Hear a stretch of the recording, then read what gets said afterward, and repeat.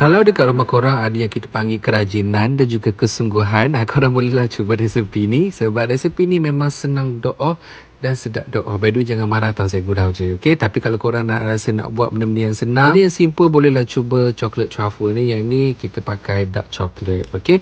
Coklat truffle ni bila korang makan sebenarnya dia memang cair dekat mulut dan penyimpanannya wajib di dalam peti. Tengok tupa memang sedap guys. Kena cuba. Jadi apa lagi?